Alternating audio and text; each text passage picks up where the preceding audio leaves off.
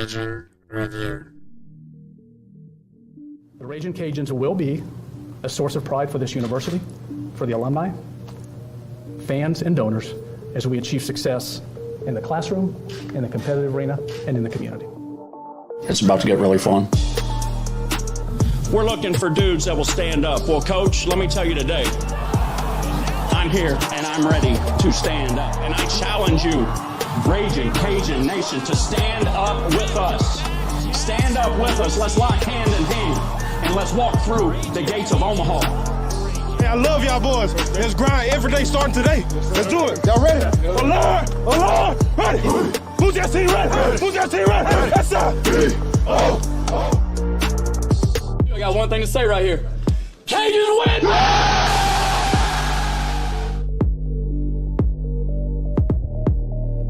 Ladies and gentlemen, welcome back to the Raging Review podcast. Nick, Jerry, Josh. Take a little bit of a layoff for Easter. Easter Bunny was good to us. We'll check in with Nick and Jerry to see what they got in their baskets, but had a good week over here at the Jagno household, so no complaints. Enjoyed some golf last week, so we'll maybe give a shout out to the Masters champion real quick. I don't know if you guys watched, but how are things, boys?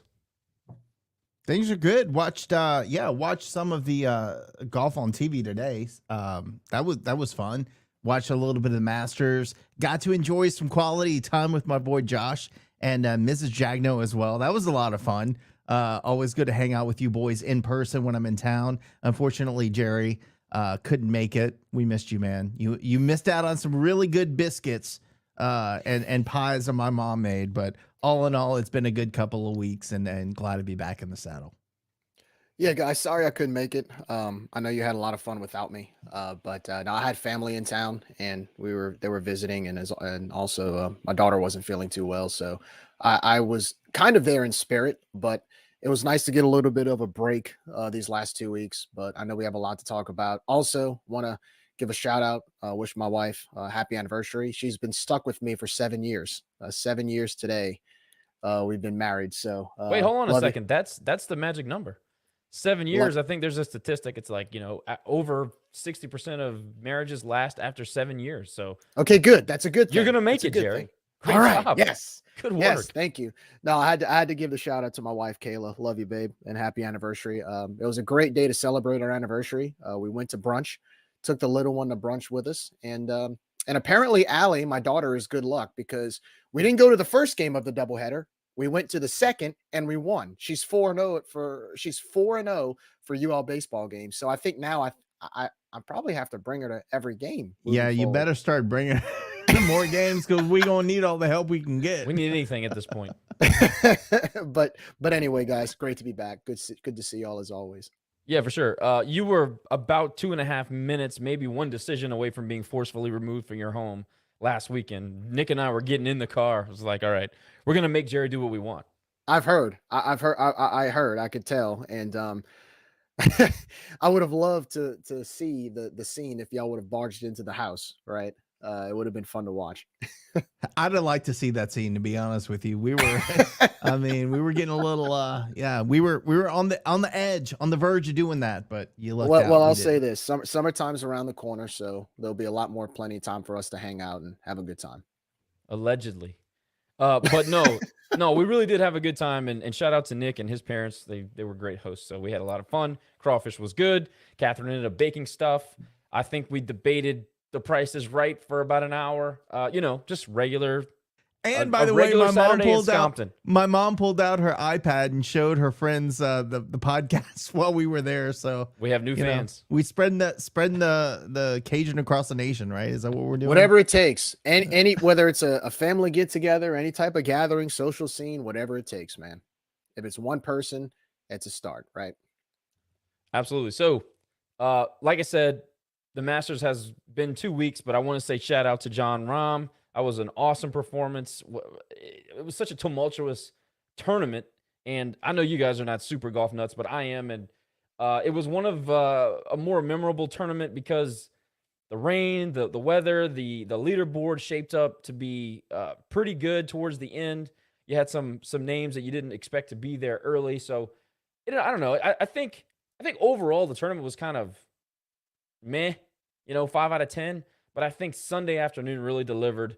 John Rahm was fantastic. Brooks Koepka, the whole live narrative, that's a big thing in golf right now. So that was cool. So I just wanted to kind of give a little bit of shout out to John Rahm. Not that he needs it from us, but.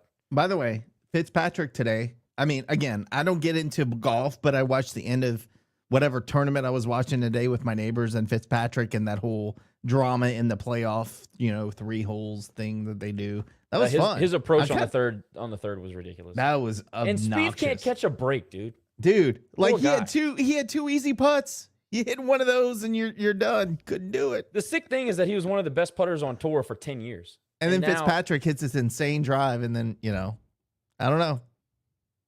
Golf is hard. That's all I know. That's golf. That's baseball. Golf. That's golf.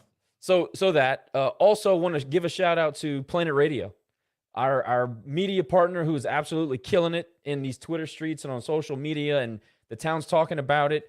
Planet Radio has made a comeback for the ages. Everybody's fired up. My wife, who doesn't even like 90s music, is listening to Planet, trying to get the Rage and Review updates, and she's starting to get into she likes Oasis, I guess, but she's listening to all the old good stuff. And I think Chris is doing a fantastic job. I listened to the Saturday show Saturday, the emo show. I don't know if you guys caught it, but it's pretty good. It's the emo show on Saturday. It's all the old feel good, feel bad songs. So it's been good. The Planet's been killing it.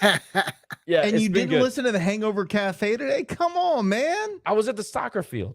Oh, man. But I do have it keyed up to be played on Monday when I have some downtime in the office. So so Nick is on the Hangover Cafe for people that don't know. That's Nick's show, and he does an awesome job.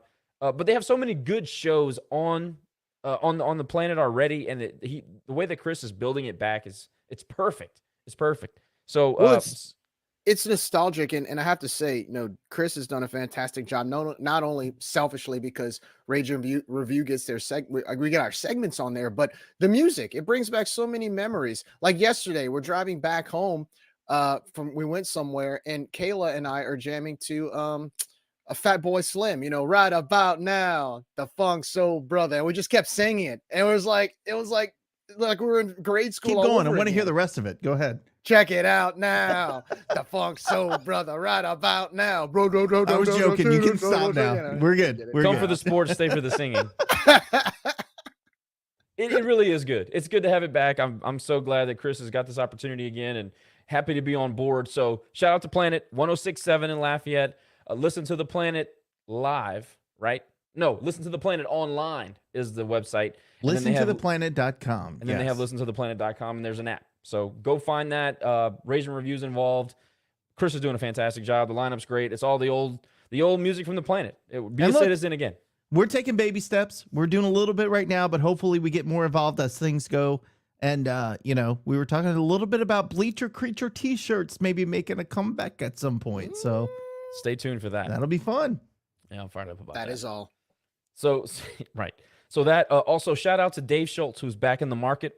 He's going to be, basically he's going in there to clean house and kind of start from scratch at 103.3, 1420, the GOAT. And I love having Dave back in the market. For people that don't know the story of Dave Schultz, he came into 103.7. He was a station manager. He did a lot of things to get them in position they beat 1420, which was a legacy owner of the ratings in sports here for a long time. Dave goes in at 103.7. They put together a great lineup. He did a great job.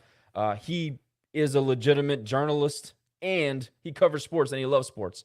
So having him back, and then also, if you guys remember Farmer Watch, when the tee was getting built and we didn't have the money and nobody wanted to answer questions, and he started asking, where's Farmer? Well, Farmer got him suspended, which ultimately ended up, leading to his departure from 103.7. But Allegedly.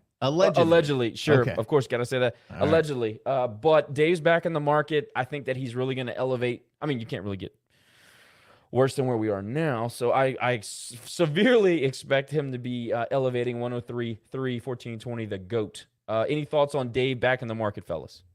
Look, Dave is not scared to ask the tough questions. And I think, and I haven't shared with you, but I've been on a kick with going through newspaper archives and looking at all the UL stuff or USL stuff from back in the day and all that. And look, Bruce Brown and Kevin, they ask tough questions written on paper in the newspaper. I mean, you think about Stokely's 1998 season, we were in June and he didn't even have a schedule. We were still missing 3 teams. So they were asking the tough questions in the paper, and now it's almost taboo. Now, if you ask a tough question, oh, well, you can't ask that question because you might wreck the boat. Dave's not scared to do that. And I think we need more of that. Again, not to necessarily challenge the administration, but I think you need the checks and balances in place to ask the tough questions and get answers. Whether you like it or not, you need people asking the tough questions. So glad Dave's back, and I'm sure at some point this season there will be a hashtag Shut Up Dave coming your way. I miss that. Yeah. I'm happy Dave's back because I think it adds more of a diverse outlook on sports radio here. When Scott left 1420, I mean, all of us, public perception was, 1420 is they're left for dead. They're done. 103.3 The GOAT, 1420. It's going to be all national broadcast. I mean, I can go on Sirius XM. I can go on, Spotify. I can watch it on TV if I want to listen to national radio. So I think it's great that we get more local taste now that Dave's back. And I'm sure Dave's going to try to, do a full-fledged analysis on 103.3, what needs to be changed, if he can add anybody. I know there's some morning slots that are possibly open. I'm sure he'll find somebody if it's available. I know they have a 7 to 9 spot that's already there, but I think the 9 to maybe 11, something like that, maybe an opening there if he can find the right sponsorships to be able to, to give it a shot. But no, I'm glad Dave's back. I'm excited for Dave. And, we had the chance to meet up with him. I got the chance to talk to him for a good while last week at the spring football game. I actually saw him at Rhythms on the River the other night. He was there in the social scene. So, and he, a lot of people actually stopped to tell him hello. And it's great to have him back. And it's going to be a lot of fun. He's a friend of the pod and he's really good at what he does. And it's just one addition to more local coverage of sports here in Acadiana and especially UL.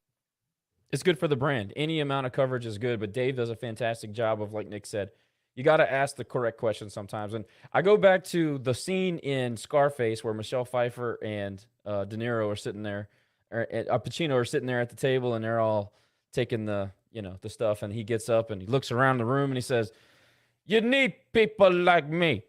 Look at the bad guy." That's Dave. And we need a bad guy. That was the worst impersonation. It's terrible. Look, I appreciate your you get an A for effort. Hey, look, I can't do it. I'm much better when I'm just alone. What? Or you've had a little bit to drink, I think. Yes. My wife's a little making lubricated. fun of me right now. My wife's making fun of me right now. Anyway, but no, we need people like Dave. So that's the point of the whole thing. You need people like me. Anyway, Jerry bringing back Terrible Tune Tuesday. That is hilarious. Thank you, Ryan. Thank you. That is very funny. Let me do sponsors real quick, and then we'll move on with the show because we have 1,000 things to talk about. Gordon McKernan, Injury Attorneys, the official injury attorney of the Raging Review podcast. Office locations in Lafayette, Alexandria, Lake Chuck, Monroe, Shreveport, Zachary, Denham Springs, Gonzales, Hammond, and of course, their home office in Baton Rouge. Go by and see Penny, the Chief Happiness Officer. She is a beaut. Listen, when you hire G, you get the G guarantee. If they can't win your case, you owe absolutely nothing. You don't owe a fee. You don't owe a dime. Give them a call if you need. 888-532-1573, 1573, or getgordon.com on the web, getgordon.com. Get Gordon and get it done. Lafayette Roofing and General Contractors. Of course, licensed and insured, locally owned and family operated. Our buddy Darren Domingue is a proud UL alum and RCAF supporter. Lafayette Roofing is certified with the Better Business Bureau, where Mr. Domingue is a member. Remember, if you haven't checked your roof for damage with the wild weather we've been having lately and over the last few years, honestly, for sagging, for signs of water damage, dark spots, holes, cracked or torn shingles, large amounts of shingle granular in your gutters, presence of rot, mold, or moisture, you need to do that. You got to give Darren and the team a call if you see any of those things or signs of them. They have 3 different options for financing available to you. They'll make sure to get your job done efficiently and cost effectively. Give them a call at 337-237-7663. That's 237-ROOF.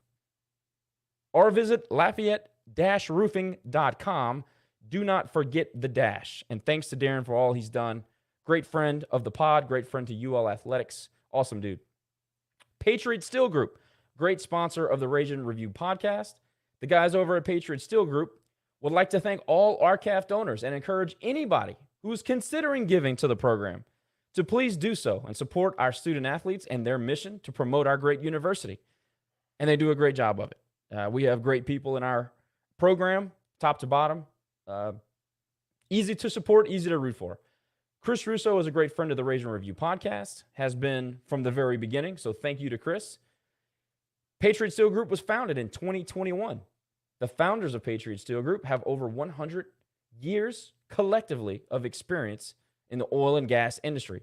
Patriot Steel Group is an official Ragin' Cajun baseball sponsor, and they're all over the place. They have the roster sponsorship, they have the scorecards, and they have a very nice, beautiful sign in right field that you all are probably very familiar with. Give them a call if you need anything at all. Contact Brandon Gallet or Reed Barbier at 337-443-9296. Or if you want to get some more information, you can visit their LinkedIn page, the Patriot Steel Group LinkedIn page. Thanks to all of our fantastic sponsors. Really appreciate you guys. You already know that, and we'll do whatever we can to continue to promote the brand. Boys, it's been 2 weeks of a lot of stuff to get to. Jerry, you mentioned the spring game, and let's go there before we go into the diamond. I thought that there was a lot to take away from the spring. You and I were both there in person. Nick, I'm not sure how much you got to see of it, but I can tell you I took notes for proof. I pretty much just walked onto the field and then did whatever I want, which was crazy. I was telling Catherine, I was like, what if I was like a Troy coach or scout? I'm getting all this information. Anyway, I got a really good idea of a few position groups that I was not necessarily concerned about, but had some questions. Jerry, we'll start with you. Other than Zeon, which we'll get to him, and that's probably where we'll spend most of our time, but what stuck out about spring, or maybe a position group or a certain player to you during the spring festivities? I thought that having the offensive line back was huge. You could tell the difference in size. You can tell the difference in the way that they lined up. Just seeing some of those guys who were out last year I was just happy to see that. I mean, that made a huge difference. If you look at some of our losses early on in the season, it's because we had no run game, because our offensive line, they were basically limping to the line of scrimmage. And so it was good to see the offensive line have some depth. And when you see a full, healthy line, you just see the difference in the way that they were able to move the football, and which helps Zeon. And I mean, we all know about Zeon's performance for those who watched and, from what they read about the spring game, but also what I was impressed with because of the offensive line were the running backs. I thought the running backs, Perry was one, Washington was another. Those two really stuck out to me. It was nice to see us actually have a real good run game against a defense that I thought was pretty fast. I thought the secondary had a few key interceptions. I think our secondary, we lost some key guys last year, but the depth of the secondary is going to make a huge difference this season, especially with the schedule. It seems like it's a fairly easier part of the schedule to start the year, kind of like we had last year. So one thing that really stuck out to me in the spring game, besides a few of those position or personnel that I mentioned, was really the depth. I thought we were pretty deep. I mean, I know Dez played a lot of guys on both sides of the football, and you definitely saw some players make some plays on both ends some of which made some plays. I'm going, who's that? Who's that guy? And who's this guy? What number is this guy? So that's always a good sign when you have depth. Especially guys that, as Tony would say, work while you wait. You could tell there were some guys on this roster that have worked while they waited, and their time is coming, and that's pretty exciting to see. So, overall, I just thought that it was a fun spring game, a very unique spring game. And, it was great to see guys fly around the football all up and down the indoor. Agreed. I'm with James. He says he has a good feeling about this year's football team. I do too. I do too. I got to tell you, you mentioned groups as a whole. You talked about the running backs. I thought Cabote looked really good too. He's been healthy for the first time in 2 years, and I thought he was very physical. One thing about Xylon Perry, first of all, we already knew he was fast. He was decisive. As soon as he touched the ball, it was foot in the ground and go. And people will remember the highlight of the 360 touchdown, and that's great. Great. I was impressed with his ability to just say, look, I'm going to put my foot in the ground and go. That was my biggest takeaway from him. The offensive line, like you said, I have written down right here, big, physical, explosive. I was very surprised to see Mackie Malito play a lot. A guy that, we're familiar with his name because he's a bit of a character. So, he's been visible, but hasn't gotten much playing time at all. The lack of Lance Burton was interesting to me. Jax Harrington looks physical. He looks to be healthy, something that he hasn't been. He looks all of the part of the next NFL offensive lineman at this school, which we thought when he signed here, we thought that, we thought that he had all the tools and the ability. He was pushing his man around, and that was good to see. We were very physical, and it may just go back to the ability to be healthy. The best ability that you possess is availability. So, the fact that we're deep and we have guys that can play will, I think, pay dividends, obviously. But I agree. I thought the offensive line as a group, outside of the linebackers, was probably the star of the show for me because I didn't expect it. That's probably a part of it too. I expected them to be better, but they looked really good. And they're pass pro. How many times did Zeon drop back and have 4, 5, 6 seconds to throw the ball? That happened often. And he had many opportunities because he was playing all-time quarterback. So he had many opportunities to sit back in the pocket, survey the field, make the throw. And, man, did he make some throws. Obviously, everybody's going to remember the 2 touchdown deep throws, which I think they started at 25. So you're talking about a 30-yard pass. But the accuracy with which he placed those balls, very, very impressive. And I know that they didn't want to get him out there running a whole lot. So, take that with a grain of salt. He is every bit of an athlete that you want. I mean, he looks the part. He's fast. But the presence, Jerry, and I'll go back to you on this. The presence on the field. I mean, there's no ifs, ands, or buts about it. This guy's a field general. He's one of the biggest players. I think it was Casey Osai that went to tackle him one time, and I know you can only touch him, but when he was standing next to Zeon, I think Zeon actually might be bigger than him. So he looks the part. He's athletic. He commands the field. He's everything you want in the quarterback position. I was just extremely impressed, and I already went into the spring game having a high opinion of Zeon. I know we have injuries. I know Chandler's still on the roster. Ben is not going to be ready to compete for a starting job. I mean, obviously, we know what the injury is. We know the recovery time. What do you take away with Zeon from the spring game, but also going forward? He's got to be your guy, right? I mean, yeah. And look, nothing against Ben, nothing against Chandler. But if you look at Zeon and you just look at his pocket presence that you mentioned, when he drops back to throw, he just looks like a stud. I mean, there's really no other way to put it. The way that natural flow, that natural 3-step drop he makes, the way he just that quick release he has. I mean, perfect spirals. I mean, that pass you talked about in the end zone, I want to say it was about a 45-yard pass. Because I remember when he threw it, I want to say it was close to the Raging Cajuns 50-yard line logo, which stretches to about the 40-yard line. So he hit about a 40, 45-yard pass, and it was right on the money. Oh, he dropped it in the bucket. Yeah. On the deep part of the end zone. And I'm just watching it sail. I'm like, oh my gosh. I mean, what a throw. And not to mention, to your point, I know Des probably didn't want him to run as much, but he's the type of quarterback. He's your prototypical quarterback that can do pretty much anything. He's got a great pocket presence. He's got good awareness. His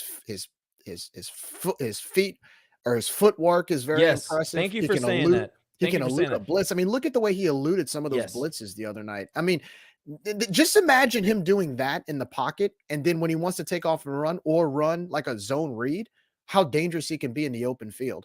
And on top of that, I thought the receiving core was very impressive. I mean, they caught some really good balls. I thought we had a little bit of depth there, and so that's going to help him out as well. So I mean, if you were to ask me right now, Josh, is Zeon the guy to start against Northwestern State?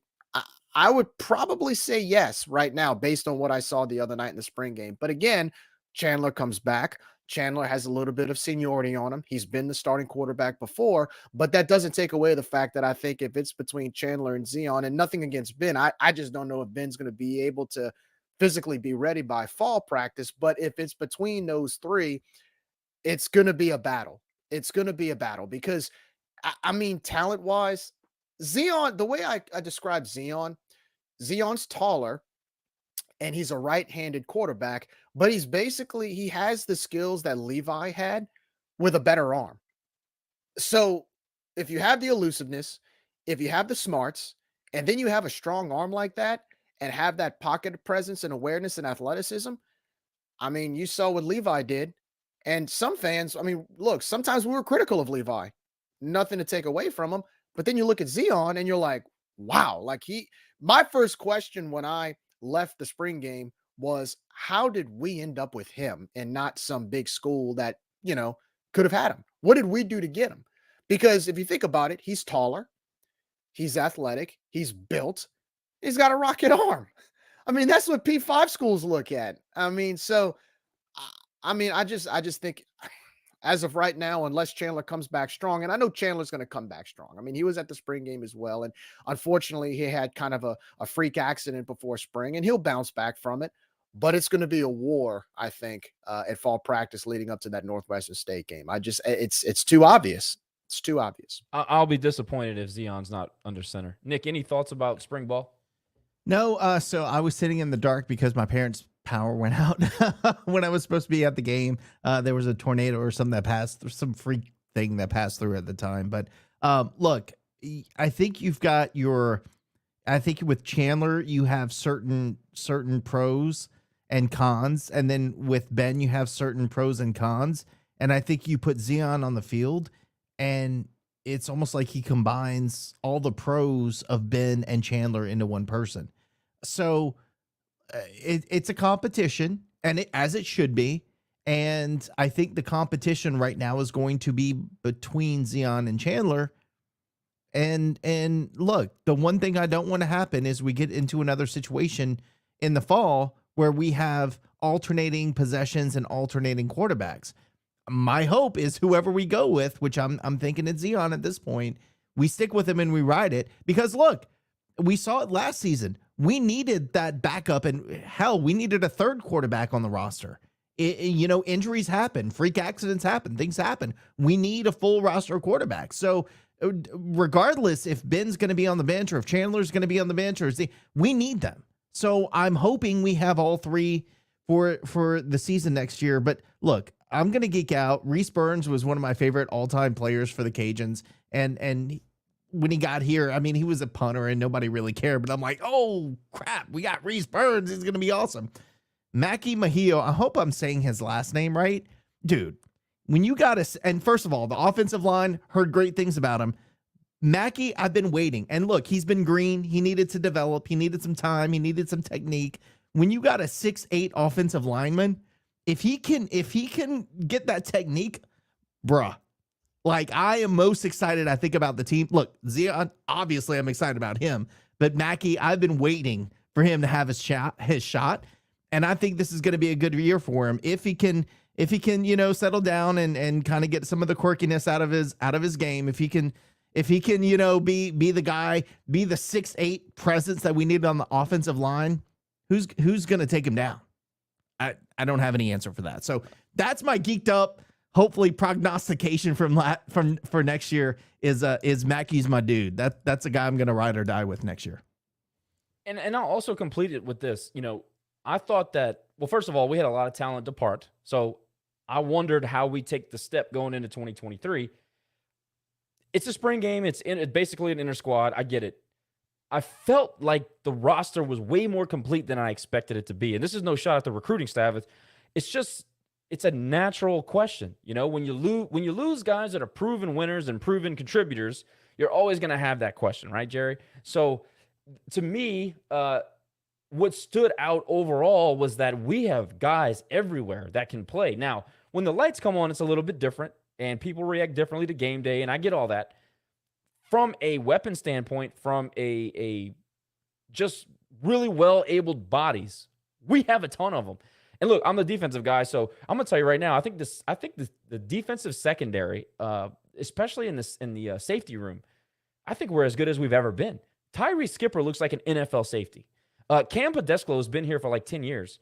And we don't have a more physical player than that guy. He is a problem. Tyrone Lewis, who started to pop towards the end of the year, he looks like our best defensive player, not in the linebacker core.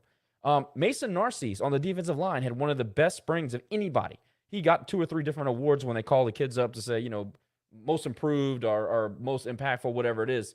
Mason Narcisse's name got called a few times. I still think that our edges are going to be fine. I think that Sonny Hazard is finally healthy, and he's going to be a force in the middle, and he's a team favorite. So if he is any type of a bell cow type player, the team is going to play behind him and follow him. Casey Osai, Caleb Edwards, who unfortunately had a little bit of an injury. I don't know what was going on. He was on crutches. He may be our best linebacker. Tyler Guidry is there. Our linebackers are young, super freaking talented. They just need snaps. And I think that midway through the season, we might have the best linebacking core in the G5, not just the Sun Belt. Like, that's how big they are. That's how good they are. That's how fast they are. So that stood out to me. I have a bunch of little notes that probably don't mean anything. Like, for example, Catherine wrote something that I can't read on the air. But overall, special teams, Logan Klotz. He's nailing field goals and not even looking at the ball sail through the uprights. These guys are solid. You got Kenny Almendarez coming back. He's a proven guy who can make field goals and do all the things you need a senior to do. And he's way bigger than you think, too. Zylan Pera, we talked about. Mason Narcisse, we talked about. Just overall, we saw a little bit of CJ Caesar, who was a highly touted recruit out of Iowa. He's tall. I think he needs to put on a little bit more weight, and maybe that's a rice and gravy situation. We can send over some plate lunches. I don't know.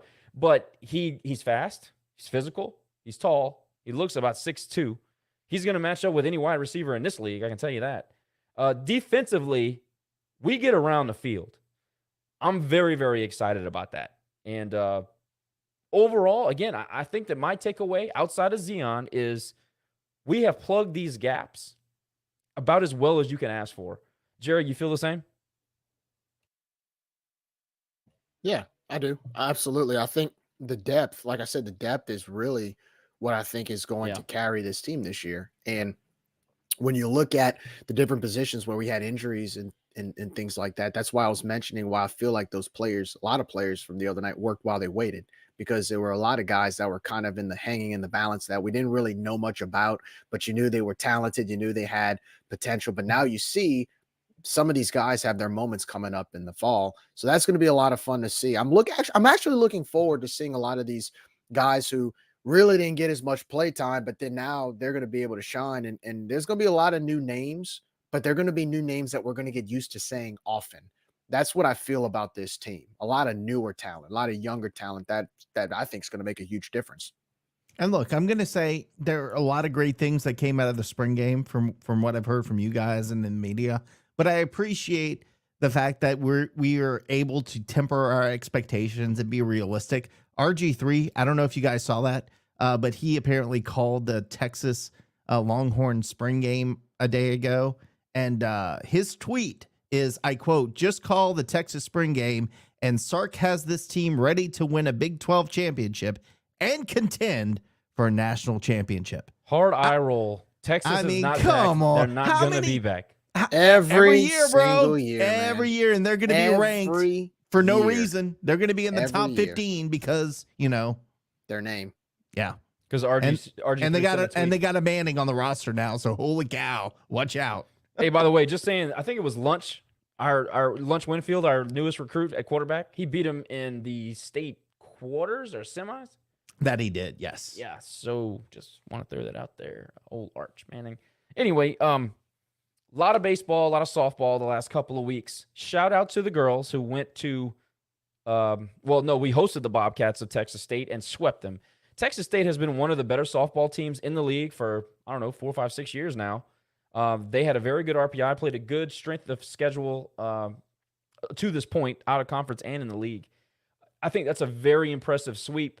It's on par with JMU for me. I know JMU was on the road, so it's a little bit different, but I'm proud of the girls. That's and the other thing is that they were behind in 2 games.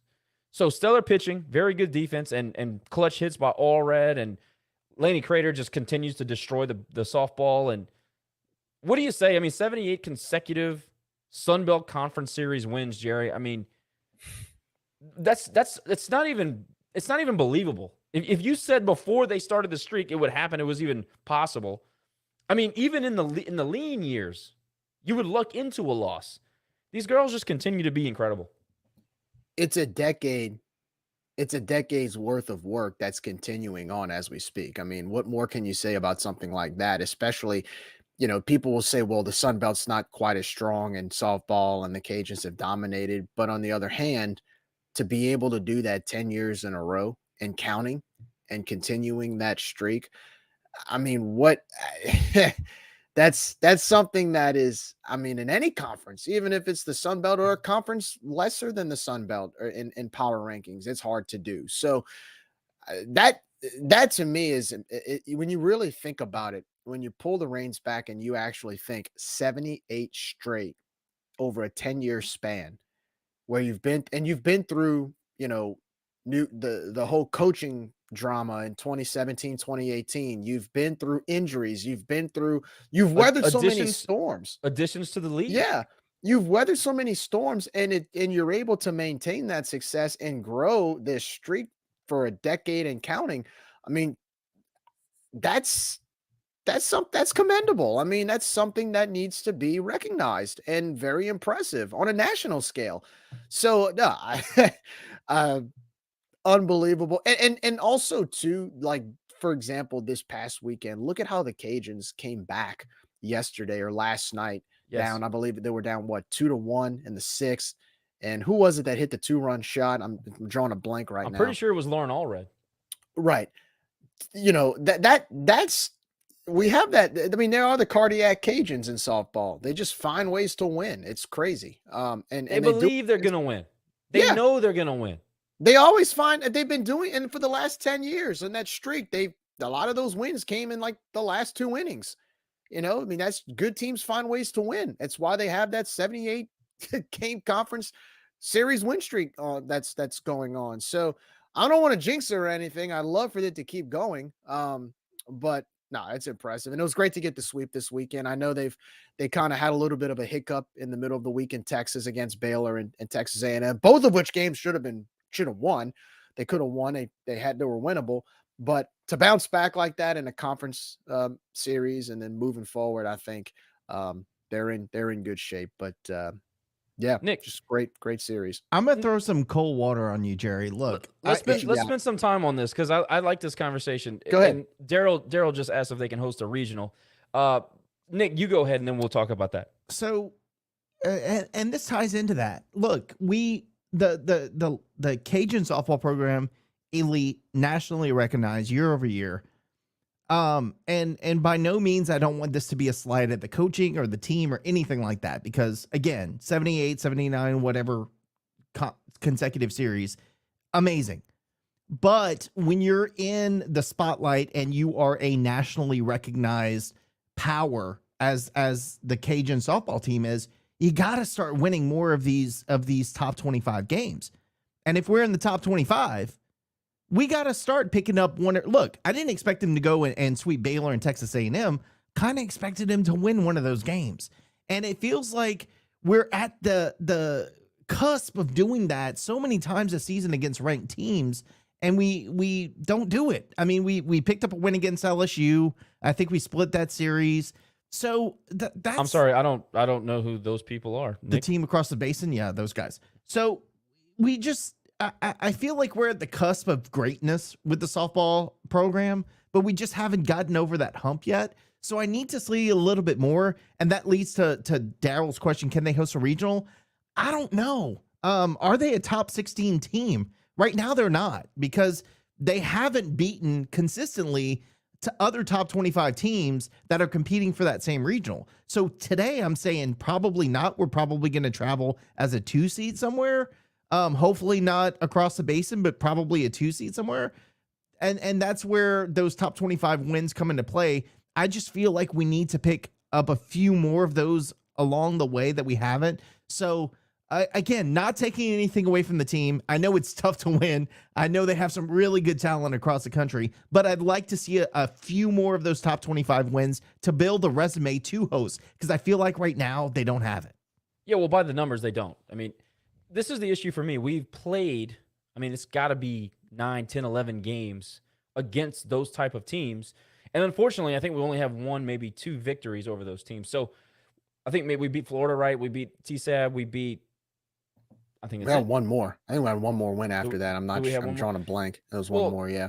The point is that you're basically like 2-12 against the RPI top 25. And this is not a shot at the roster. I think that we have the talent to win. There is something there, and it's so close. We're so close. It's a tweak. It's a stolen base. It's a timely hit. It's something here or there.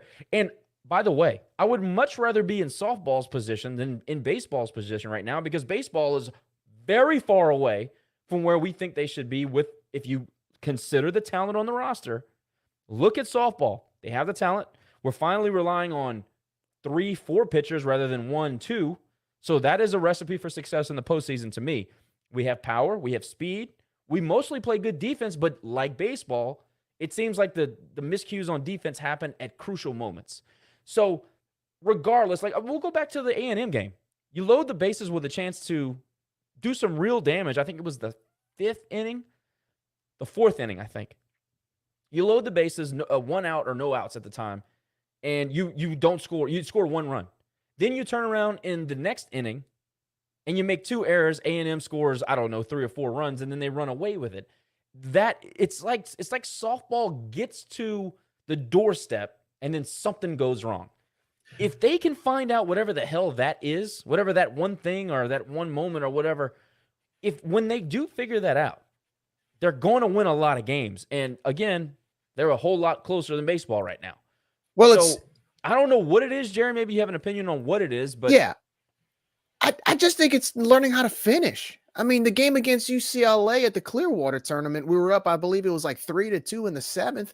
And we had 1 out. All you needed was 2 more outs, and we found a way to make an error or 2 and gave up the 2 runs. You lost, and I think UCLA was ranked number 2 at the time. That's the kind of losses we've experienced against these top 25 teams. We've lost. There were some games we didn't play well. There were some games that we got beat pretty handily, but then there were some games you're like, man, how can you blow that one opportunity? Or how did you make that error? Or why didn't you get that timely hit? That's how close we were to losing some of these games. And I'm not trying to play, I'm the moral victory line. But if you look at some of these losses and you look at the capability of this team, it's not like we're playing these top 25 teams and getting run ruled. Because after the Clearwater tournament, we go to Orlando and play a nationally ranked UCF team, and we shut them out and run rule them at their place. Well, even at Clearwater, we lost 3 games by 1 run. Yeah, and then you go play. We only got beat 1 time against Oklahoma State. They beat our ass, but other than that, we were competitive in every single game. And to your point, probably should have won them. But I guess my question to you guys is: do you think at this point it's almost psychological? Like I think it wears on you. I think so. I do. Yeah, no, I think so. And I think it's hard because, a lot of times, and I know it sounds crazy for me to say this, knowing that, how UL softball is and the history that it is. But when you go play Oklahoma, when you go play UCLA, when you play Michigan and those teams, a lot of times the national media and the national pundits, there's still a level of disrespect towards our program. They don't think, a lot of times we're not expected to win those games. And then you come within a run or 2 and you have them in the last inning, and then you commit an error or 2 and lose. That's where I think that mindset comes in of, can we get over that hump? Like the other day at Texas A&M, like you said, Josh, you load the bases, you get 1 run and you lose by 2. Those are the type of situations we've run into this year against that type of level of competition. We've been into just about every loss. We've been in every game. Like I said, there's been a few where we've gotten run ruled or lost by more than 3 or 4 runs, but most of those games, you're in it. You're literally in it to the final out. You just got to get over that hump. And to answer your question, Nick, and I know Darryl had asked the question, can we host a regional? I think we're literally on the borderline right now. I think a lot has to happen, not just for us, but unfortunately, we probably have to depend on some of these other teams when it comes to the RPI. But we put ourselves in that position. You know, when you can't close, that's what happens. And so, do I think we can still host a regional? Yes, I do. I do think we can still host a regional, but I think a lot has to happen between now and then. And we can't slip up. We can't slip up in these last few weeks. So, you know, I'm hoping that we get over that hump and finally bring a regional back to Lamson Park. It's going to be tough. It's going to be a grind, but I think there is still a shot out there because our RPI is still pretty. I want to say it's ranked what, like 16 or 17 right now.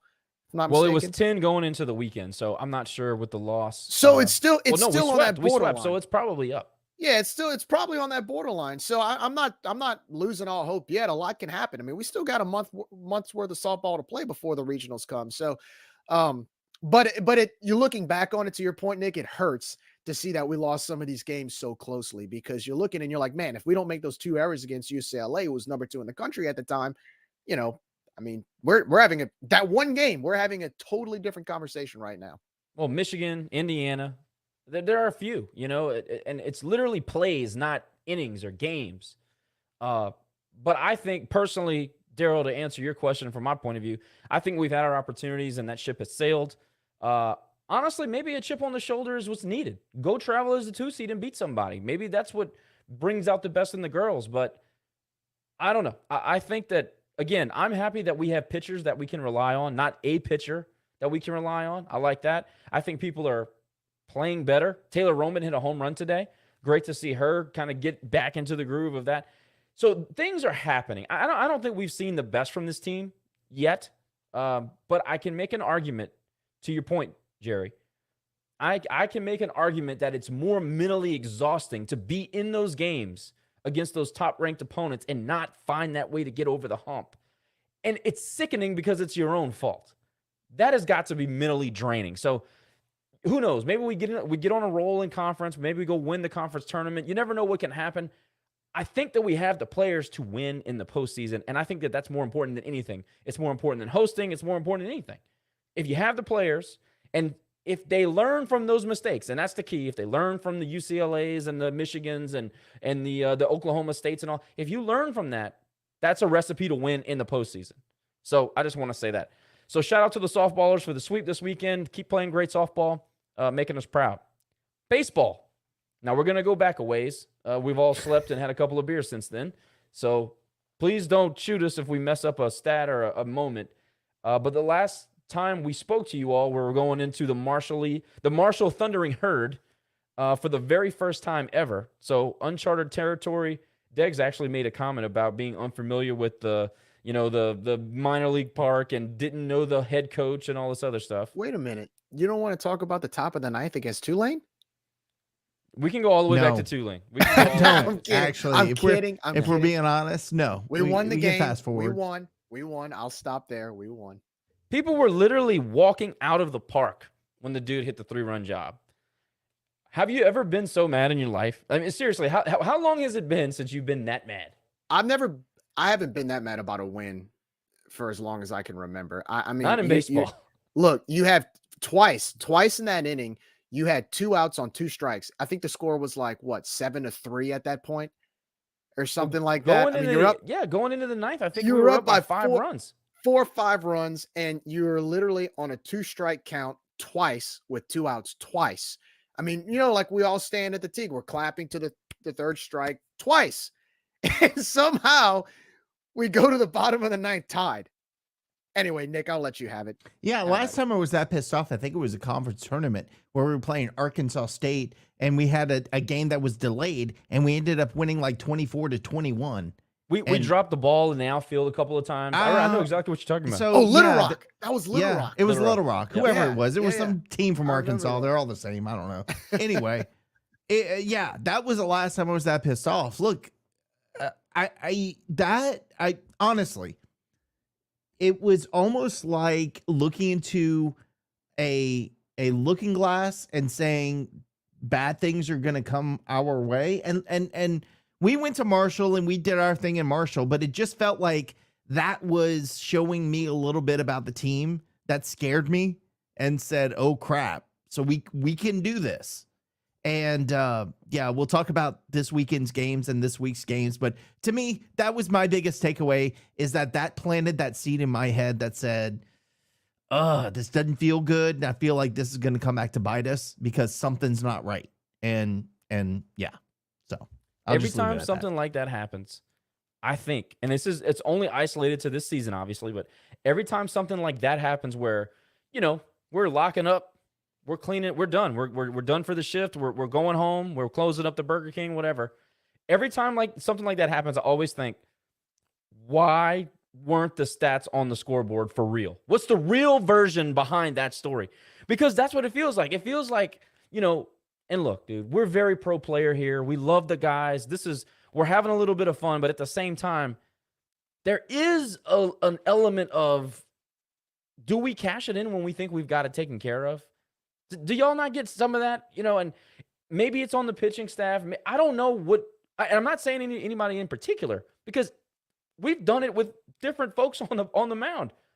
It's almost like they just turn out the lights when the customers are still in the restaurant. Hey, we're not done here yet. Too many times that's happened. And look, Tulane was the worst part of it. I'm a fast forward to the Southeastern game where we're in Hammond and we're forgetting how many outs there are in an inning, and we're swinging at terrible pitches, and you just look like you didn't want to be there. And that's kind of what it felt like. That's why I said it was kind of like looking through the looking glass, like looking forward. Like there was a lack of focus at the end of that game, and there was a lack of focus during the Southeastern game, and then there ended up being a lack of focus during the first Troy game, and it just South Alabama game, Alabama, the Arkansas State game on Friday night, App State. We can continue to go down. It's a pattern, right? And so we, as good as we can be just as bad, and that scares me. Because there are games where you look like you're unbeatable and you have no holes in your lineup and your pitching is stepping up. And then there are games where how many free bases? 9 in one night? But 15. Yeah, that's 15.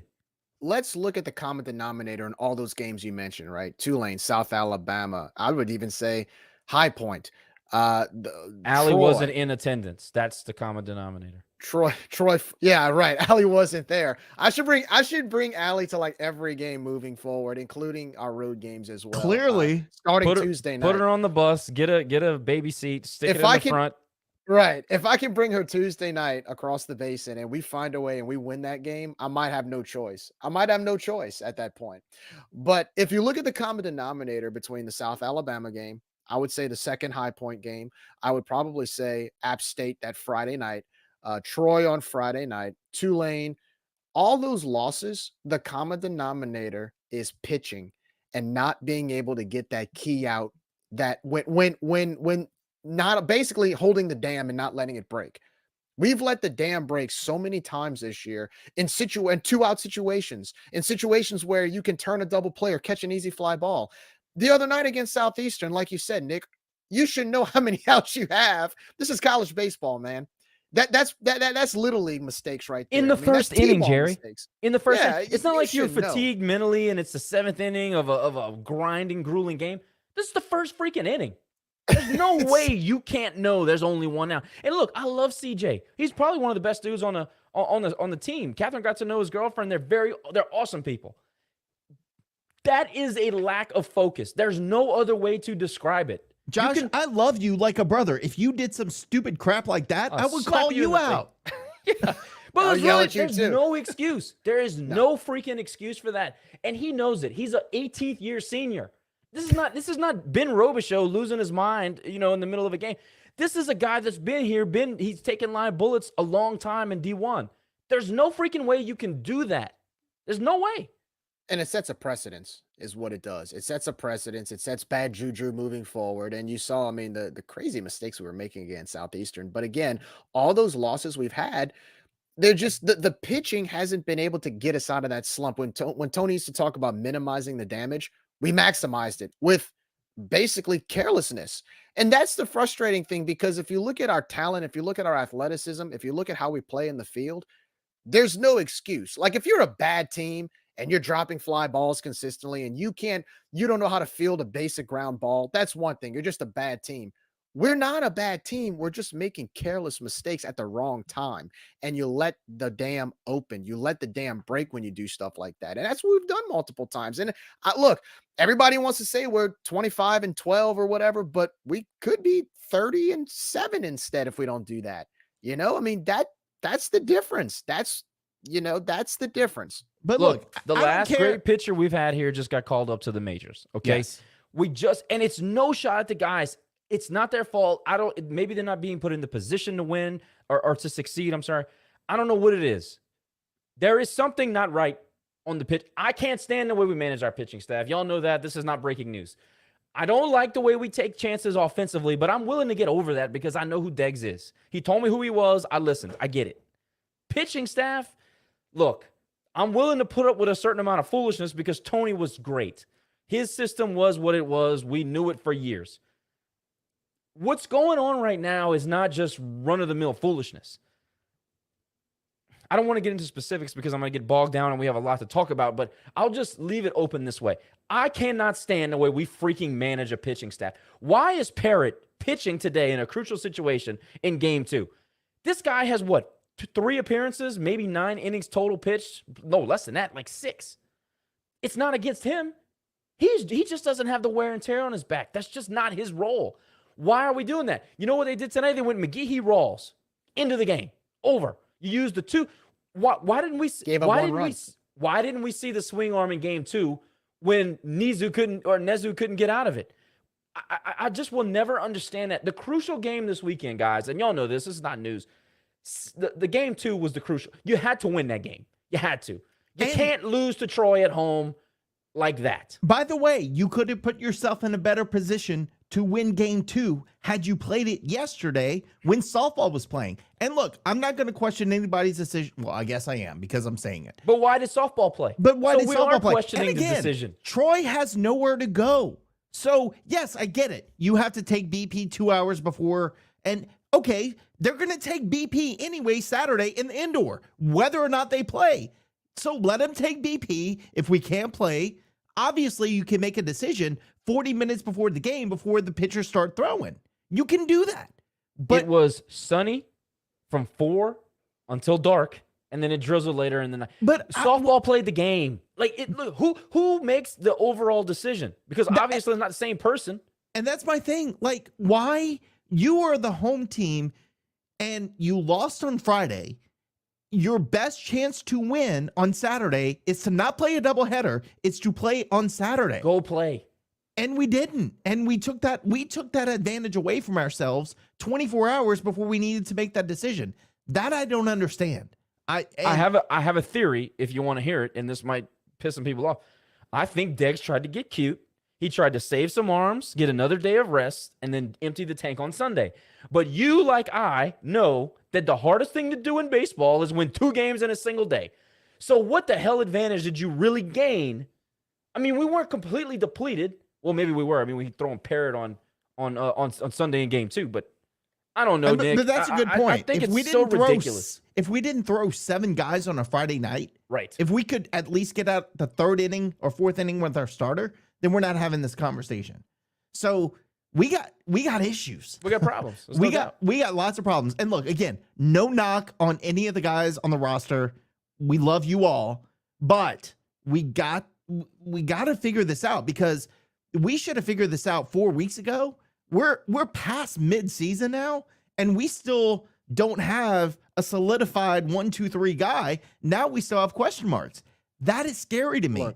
Because, again, somebody posed a question. Are we going to be able to compete against regional teams? Today, we are not. Because at this point, we have not beaten anybody who's got a better RPI than we have. Unless I'm missing something, we have not. We asked the question. I mean, we beat Campbell on a Sunday, but that's not the same thing. Ooh. We talked about this in the group message. Name a team we've beaten. Any team that we've beaten that makes you raise your eyebrows and say, oh, man, we might be pretty good. There are none. There is not a single one. Now, I'm not saying the body of work is terrible. I'm not saying that. What I am saying is that there's a lot to be left desired. What I'm saying is that with 20 before 10 thing, we did it and still didn't get that fuzzy feeling in my stomach. Well, we're going the opposite way right now, Nick. Well, what I've been saying for the last 3 weeks is the schedule gets harder. We're in the second half of the year. Now we're starting to see the schedule get harder, and now you're starting to see the results from that. And the problem with that is usually when the schedule gets harder, you find ways to improve and get better as the season goes on. That's one thing I recognized about our team last year is even with a tougher schedule in the last part of the year, we got better, which got us into a regional, Ultimately, we were able to go toe to toe with an Omaha team in Texas A&M at their place from getting better. This year is a little more concerning. And Nick, I'm glad you brought that up. A lot of people are saying, well, we're 25-12 and we're this, we're that, we're winning. I don't know what the complaining's for. And my question is simple. If you were to look at today's team, if you see the team and the situation we're in right now, because our expectations and standards in baseball is to make and win a regional. If you look at our situation right now, could we make and win a regional? And as of right now, I hate to say it, I think we could probably ease our way in if we get better. But playing the way we've been playing the last week, no, I don't. I don't think we can make a regional, and I don't think we can win one. Again, it's just like softball. We have time to get better, and I think they'll figure it out. I'm very optimistic they'll figure it out. Well, softball's a regional team at least. Well, right. But what I'm saying is, though, is as far as the baseball team, I think we're still good enough to make a regional. Now, granted, Debo has to come back, and I saw Julian got hurt. He needs to come back. But at hold on the a same second. time, Let's sit right We're here. 76 But- RPI. Well, that's We what I'm have to saying, win but the at the conference at this point. But before But we at go the any same further, time- why does Debo have to? JT's playing out of his freaking mind. yeah, but adding JT and Debo both in the batting order makes a huge difference. I mean, you see the absence of Debo in the batting Well, order. not I when mean, you hitting Rockets seventh in the seventh slot and freaking Julian in the fifth. Heath Hood is the best hitter in the Sun Belt Conference. Why the hell is he hitting in the fifth slot? That is outrageous. What are we? Listen, I don't want to go on a tangent about how I hate the way Deggs manages the lineup, and I do, and it's not a secret. However, I don't necessarily think that getting Debo back hitting changes the lineup all that much. It's still, as far as hitting goes, it's still a crowded town. It's really not that. Hitting is not the problem. Hitting has never been the problem with this team. Even last year when we made our run, hitting was fine. It's been the consistency on the mound, and I get it. It's extra annoying because we're so used to consistency with Robe and all that, and I get it, okay? To me, this is a more talented top-to-bottom roster, and we're playing worse baseball. And I think that's where the conversation starts and ends because we're halfway through the season. We're almost halfway through the conference. I think we've played, 36 games now? 36, 37 games? We have more question marks now at this point than we did last year with an inferior roster. If you look at this past Friday night, and I know we're going to get into it, but I'll just sum it up like this. If you look at this past Friday night against Troy, you lose 9-6. In the past, within the last 15 years, 6 runs was more than enough for us to win on a Friday night. But if you look at the reason why we lost on Friday night, the free bases, the timely hits, the number of timely hits that we brought in, the freebies we gave them to bring in those 9 runs. Again, heck, when Gunnar Leger pitched, all you needed was 1 or 2 runs to win. When you had guys like, Osborne, all you needed was 1 or 2 runs to win. When you had Kevin Ardoin and Odd, all you needed was maybe a few runs to win. I mean, the game against Alabama in 2014 when Odd pitched, he shut him out 2-0. We got 2 runs on a double squeeze. We won on going up bunts. against an All-American pitcher. We won on bunts. That's the difference, man. That's the difference. Like, we don't have that stud on Friday night. And nothing against Jake. I like Jake. But to me, the inconsistency is what's hurting us in that weekend rotation. We just don't have the consistency. Look, right now, But we don't Blake need a McGee, stud. our Sunday guy's the most consistent guy so far, and he's coming off an injury. But Josh, you're saying we don't need a stud. We only scored 4 runs in 2 games today. You need somebody. Yeah, Well, you need help with regard to Friday night, because everybody's got a Friday night guy. Yeah. Jay Walker said that as long as Except I've been us. alive. Everybody, a Little Rock had a Friday guy. Georgia don't. State forever, but we don't. That's the issue. And look, I love Jake. It's not a thing. It's nothing against Jake's Jake. Jake's role to help this team is not on Friday night.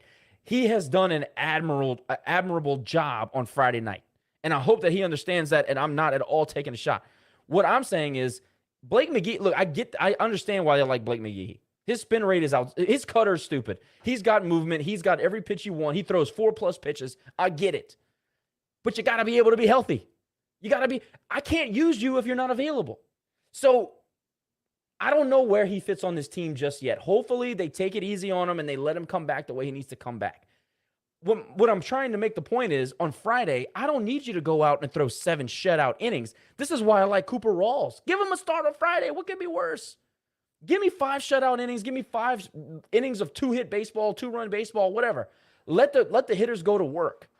I don't necessarily think we got to have somebody to shut somebody down or shut a team down on a Friday in order to be able to win. We can win with 4, 5, 6 runs if we're not allowing 15 free passes on a freaking Friday. Cody Butte. All right. He's a Cody Friday night guy Butte. on this team. Yeah. Cody Butte, Greg Milhorn. Was it Greg Milhorn that went down? Cody had to replace him on Sunday. Yeah, Cody his parents Cody were was actually at the Teague this weekend. Oh, nice. Well, Cody was a contact pitcher. He was going to give up hits. He was going to give up 3 or 4 runs at a time. But you know what he didn't do? He didn't walk batters. Didn't hit people. He didn't hit batters. He didn't get free bases. He was a contact pitcher. That performance against Mississippi State in 2014, when they came to the Teague, he gave up about, I think it was 3 or 4 runs. 3 runs. And they got some hits off of him. But the only thing he did was give up a few hits and give up a few runs. He didn't, like I said, no walks. No, he wasn't a charity case on the mound. And then he let the offense do what the offense was good at doing that year. I'll take that all day right now. Give me somebody who may give up some hits, give up some runs, but the freebies, we are a charity on the mound. That's what's so hard to see, because if our it's like any offensive team. If you can't hit the ball or you have an off night at the plate and you're giving away freebies, you're not going to win. Friday night was a prime example of that. I've been nervous about that all season long of what happens. Remember, Josh, we've talked about this. What if the bats go cold and we have no pitching? Friday night was that. That was the epitome of that. It's Nick, frustrating. What did Tony say I'm a little aggravated. It's frustrating. No, this is what we're here for. It's therapeutic. Yeah. Nick, Robe said all the time, you can't hit your way to Omaha. Yep. You cannot do it. It's because hitting is consistent. It's inconsistent. You're going to have off days. You're going to have on days. But what you can do is always play good defense, and you can always have a guy on the mound that's going to give you a chance to win. And again, with this offense, with a Hood and a Brock and all these other guys, JT and all these guys, you don't need somebody to go out. And I understand that the game has evolved. You know, they all of a sudden, like this year, I think Kendall Rogers is keeping up with the home runs. It's like triple the amount of home runs. The game has evolved. The live ball's back. The bats have changed. I get it. I don't need you to go out and throw 80 pitches of no hits and no runs. By the But way, you can't hit people. You can't walk people. I'm gonna just say the latest thing is that global warming has something to do with more home runs. You this saw year. that, huh? I saw that. We're not going to get into that because that's a rabbit hole. We're an apolitical show. But Yes. look, the one thing I can appreciate from Nezu is he gave up 4 runs, right? But he attacked the zone. He walked one guy. I think he hit a guy, but he attacked the zone. And yes, he's going to give up home runs because he attacks the zone. But you would expect a guy giving up 4 runs, we're going to score more than 4. And we didn't. So I appreciate, look, and I think Jackson's a Sunday guy. I think you switch what we I did agree. today, you switch anyway. But again, I would rather a guy like Jackson go out and give up 4 runs and on 2 bombs than walking 5 guys, hitting 3 batters. Dude, what was today in 1 inning? How many hit batters? 4 or 5?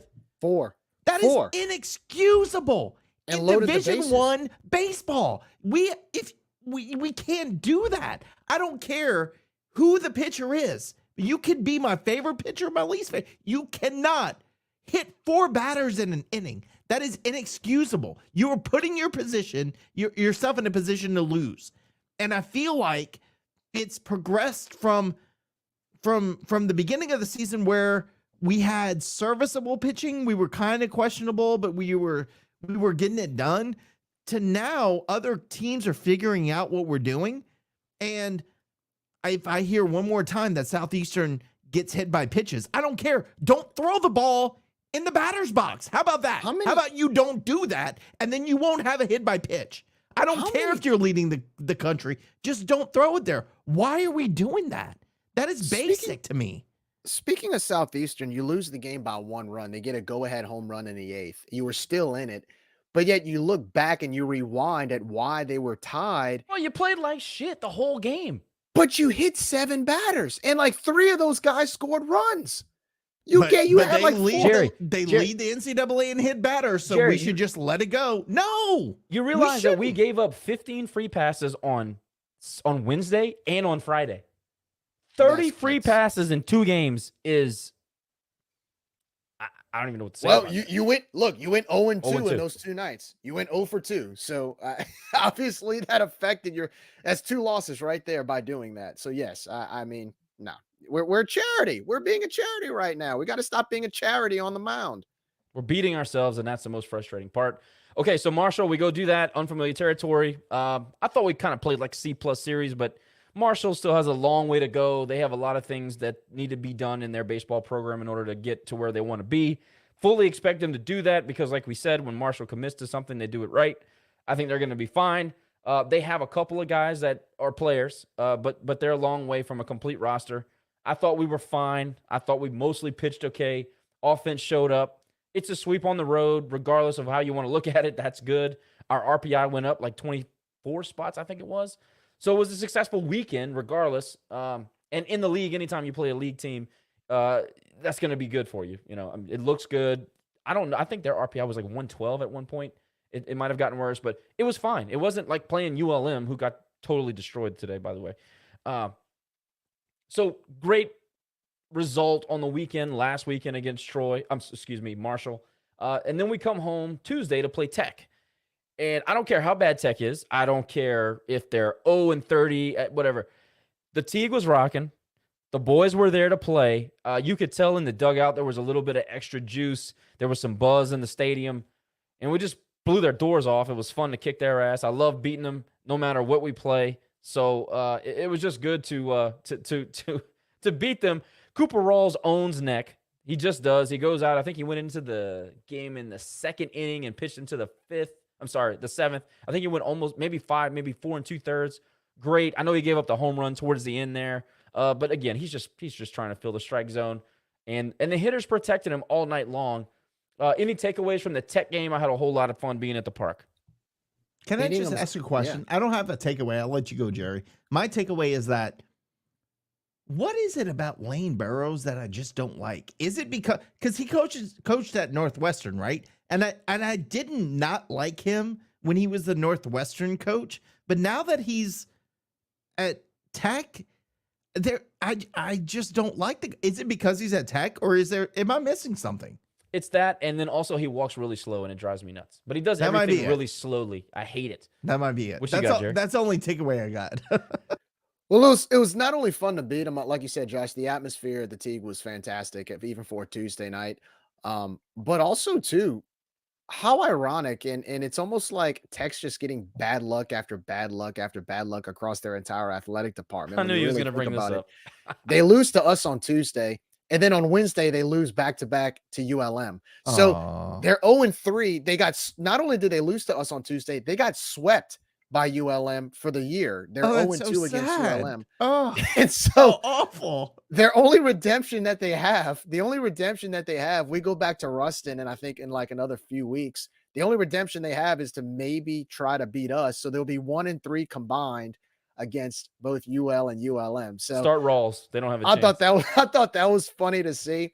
I was waiting whenever I think the moonshot that John Taylor hit across to right field is still a orbiting somewhere. freaking tank, dude. The second he did it, of course, I'm looking. I'm like, all right, the video's getting warmed up. Warming it up. It's getting warmed up. And so, no, it was just a good win. I mean, look, the guys play with fire. And that was a game. I know it was a midweek game, and I know Tech isn't as good as they have been over the last few years, but it felt like our team played with a sense of like this energy. And yes.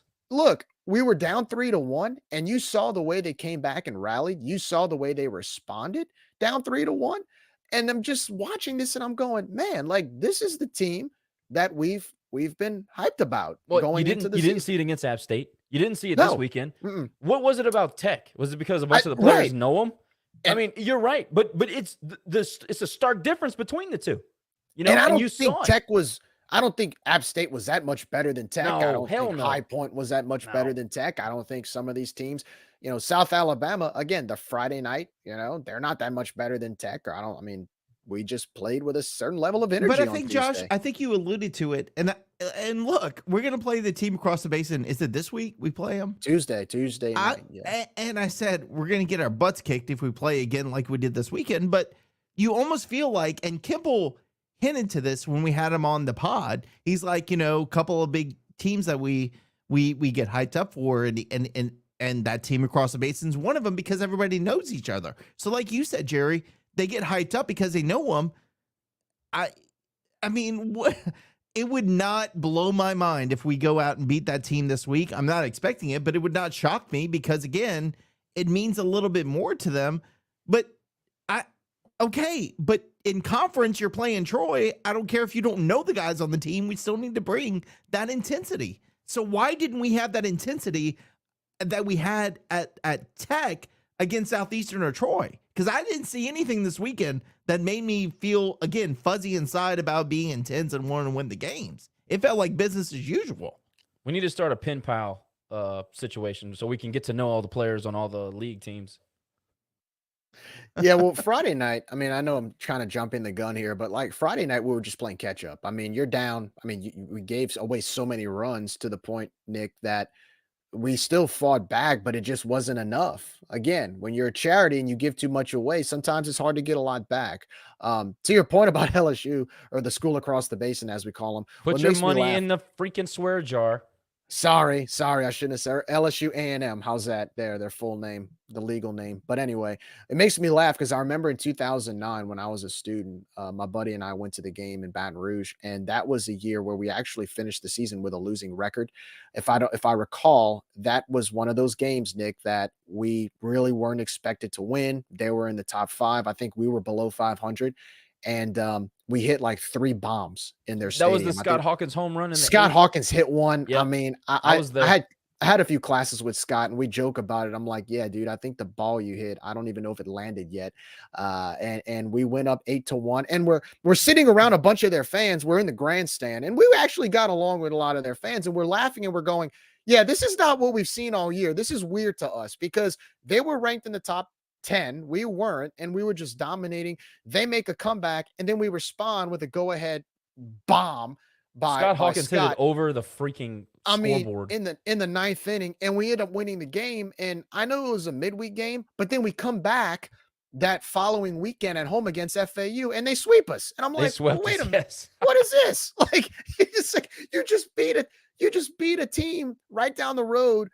You basically go home run derby in Alex box, and then you come back to the Teague and you get swept by a bad FAU team. Like, what is this? But John McCormick's one of my favorite coaches of all time. He coaches I think he still coaches from FAU. But anyway, can I change the subject? Who hit the bomb that T. Mick is still looking for at Drug Emporium? That was JT. What game was that? Was that Tech?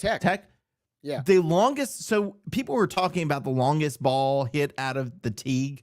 By far, the longest home run ball I've ever seen, and Philip Hawk had some. Mo Haney, I think it was 1998.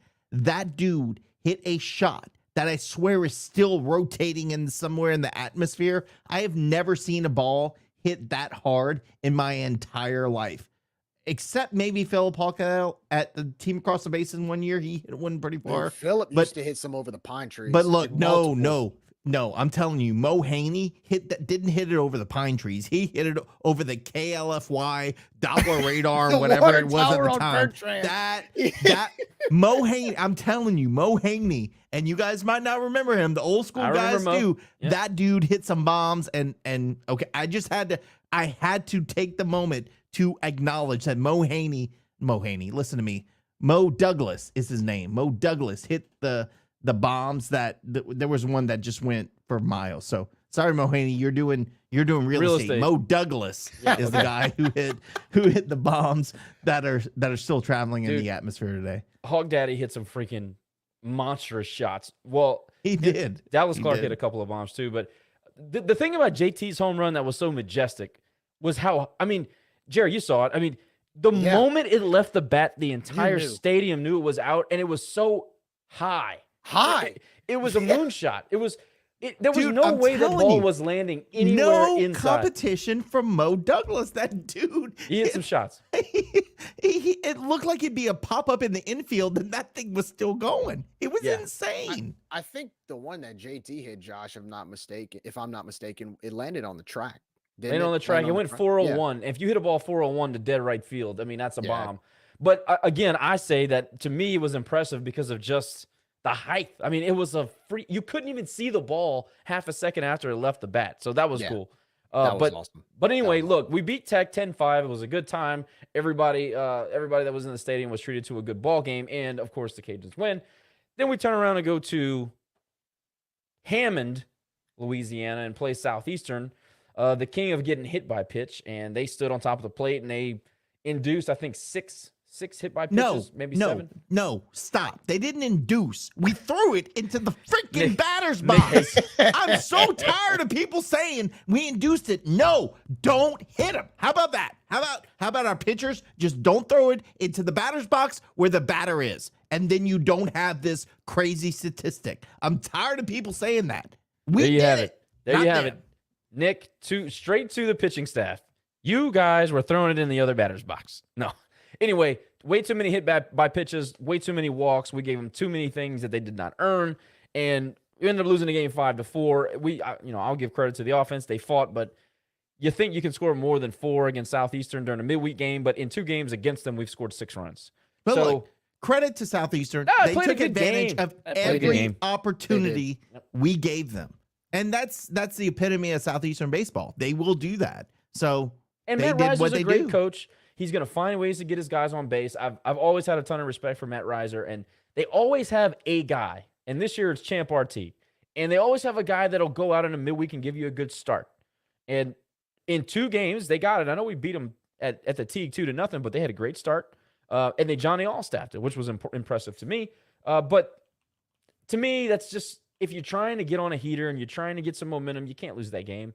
You can't lose that game. And I hate the fact that we gave them what they got. I mean, at the end of the day, we beat ourselves again.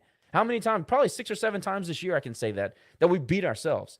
So, yeah, we lose to Southeastern before we come home to Troy, and we can get into Troy. But if you guys have any thoughts about Southeastern. I just put 2 and 2 together and realized that J.R. Teague is Champ Artigue's dad. Correct. And J.R. Teague used to be the coach. Now he's AD. Then they have an Artigue at Southern Miss, too. Yeah. Well, Jay says Artigues, but I'm from Louisiana, so I'm going to say Artigue. That's crazy. I didn't know that. I think what was the most frustrating for me, besides the freebies we gave them, was in the 9th inning. They retired the side. They retired our side. Struck all 3 out. I mean, we were just swinging at breaking balls, chasing breaking balls, and I mean, it was just bad. And that was hard to watch because, usually, for one thing, I'll give credit to our lineup is that we always find a way to battle to the final out. Like even when we're down, we'll still battle. We'll still get guys on base. And just all 3 of our batters just swung at breaking balls and just it happened on Friday again too, Jerry. Whiffed and just I don't know, but that was tough. Down with a whimper is what it felt like. Yeah, I can't stand staring at strike 3. If it's close, swing the freaking bat. You know what I mean? And again, it's not a shot at the players. I know you're in a tough spot. You're behind the 8 ball. I get it. Go down swinging. Please don't stare at strike 3. And I understand. Look, Friday night, the guy behind the plate was a complete joke. Nick, you probably saw it on TV. Why do we keep saying this? Oh, it's so and bad. no, I didn't see it on TV because it wasn't wasn't broadcast. televised. But anyway, touch the nerve there. I got many texts from people that were in attendance telling me how awful it was. Why are we having this conversation every single weekend in conference play? And I don't care if we win or lose. It's the same thing every weekend. Why can we not be better? Number 5 RPI conference in America, and we can. And we only got afford 3 freaking umps, and they're all terrible. 3 umps, all terrible. I don't know, dude. It's so frustrating, and I get it. It's just, it makes the game experience just terrible, And I sit behind Regina Rawls, so literally anything that's not perfect, it's a 13-hour rant. But it's not even about being perfect. I mean, perfect is okay. Let's talk about perfect. Example today, there was a call at first base where it was bang, bang, man. And the call was out and they did the replay 4 or 5 times and we're looking at it and we're like, oh man, You really cannot tell. It looks like it's a bang-bang play, but the call on the field was he's out. They came back and said he was safe. There is no way from the 3 angles that we saw that anybody with any common sense could have said we have enough evidence to overturn this, because it is absolutely, we're confident, absolutely with no doubt that the guy was safe. And it didn't come back to bite us, but it was like, I feel like I like replay to a certain extent. I don't like that it takes 5 minutes to review a play, but there were so many times this season that there have been replays, whether it went for us or against us, that there was no, like, from the replays we saw, it was not inconclusive and they still overturned it. So that's confusing me. Like, who is making these calls? Because again, from the 3 angles we saw today, it was like, there's no way you can overturn it. Oh, well, they overturned it. He's safe. And there was one, I think on Friday night, where it was a slide in the third and they slowed it down and the guy tagged him in the chest, but it looked like his hands got in. He was called safe. They overturned it. Like, there was absolutely no angle in the view that they should have said, this is inconclusive, we are overturning it. So I'm so confused as to what is the reasoning or what you have to overturn a call. Because it was my opinion, unless you have no doubt that you overturn it, it stays on the field. And there are several times this season where it's not been the case. Well, and Lion Hebert pointed this out. Why is the official that made the call reviewing his own freaking call? How is that allowed? Because we only have 3 umpires. Yeah, so still, I was about to say, to me, the home plate umpire should make the call. umpires. If you have a crew chief or whatever, it should be the home plate umpire. You make him review it. The guy who made the call at first base should not be looking at the call that he made. But look, because at the end of the day, no official wants to go, yeah, I screwed that up. Yeah, he's safe or he's out. No, nobody does. And there's got to be some sort of check and balance on that. But again, it's happened, and sometimes it's happened in our favor. So I'm not saying it's going against us. I'm just saying, for them to overturn a call that I have seen a replay in 5 different slow motions in 3 different angles, and you cannot determine whether or not it's the case, how is somebody on the field saying, oh, you know what? I see it better than everyone else. Let's overturn it. It boggles my mind. And again, it leads to the whole thing of, why is our officiating in baseball, which is our we've been at this for many, many years in the Sun Belt. We should have top line officiating. Why is it getting worse? Why is it not getting better? I don't understand it. Well, especially now, you're a top 5 RPI conference. I mean, you're a top 10 conference in college baseball. You would think you'd find some competent umpires, and not only competent umpires, but you got to find a 4th umpire. We need 4 umpires. I mean, there's conferences like that that probably have less funding and less resources than we do, that have 4 umpire crews, and yet we don't have one. It's a cost-cutting measure from COVID that they carried over, and I get that, but we're way beyond that now. So, but again, the coaches, it's a coaching decision. So COVID is over. Yes, the coaches have to come back for their meetings after the season and say, look, this can't be. We need the 4th umpire. Because it hurts everybody. It's not just UL. But again, you're no longer a top 15 conference. You're a top 5 conference now. Act like you need a 4th umpire. Act like it. Right. Thank you. Yes, exactly. If you can afford instant replay, you can afford a 4th umpire and a competent 4th umpire. I think in conference instant replay is now mandatory, which is great. What? Fantastic. Well, then the 4th umpire should be still mandatory. doesn't work. Yes. It still doesn't work. Go find a 4th umpire. That should be mandatory as well. I'm with you. So Friday, I know we ended up 9-6, but they dominated. I think we were 8-3 going into the 7th, and we really didn't put up that much of a fight. I know we scored some runs late in the game, but overall, again, we kind of touched on it. Jake, love Jake, but that's 3 starts and 4 outings where you kind of scratch your head and say, what are we doing here on Friday nights? It really puts the pitching in a bind when you start pulling out 3 and 4 pitchers on Friday. Everything changes the rotation, changes the usage, changes everything.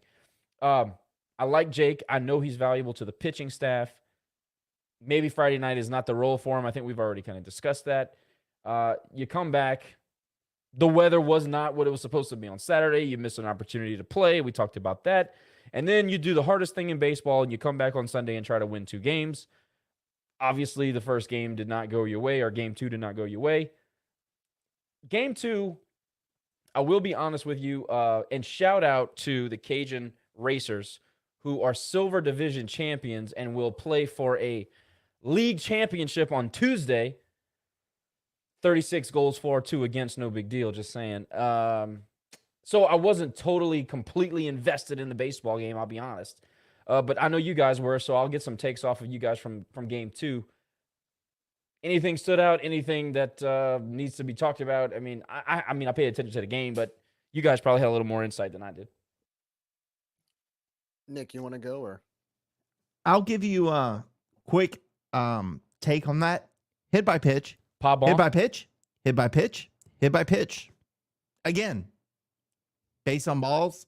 We actually did a little bit better with the walks, but again, just attack the strike zone, man. If you give up a home run, you give up a home run. I would be like I said with Nezu, if you got a guy who's attacking the zone and gives up a couple homers, I'm okay with that. You got to expect your hitters to come and protect the pitching. Right now, our hitters are not protecting the pitching, but you still got to attack the zone, man. Like, I would have rathered us lose 12-2 had we attacked the zone and given up a bunch of home runs. I wouldn't be pleased, but at least we're not giving away free base runners. That drives me crazy. You have a job, and that's to get guys out. And you can't do that when you're hitting them in their batter's box. Just stop doing that. I mean, we have got to be in the top 10 or 15 and hit by pitch this season, or free base runners. Total. Free base runners for sure. I mean, this is it. This has been the most frustrating part of watching the pitching staff, is that you've got a capable staff. You think you've got a capable staff, but they give away too many free bases. If you cut that down, we might have another 5 wins this season.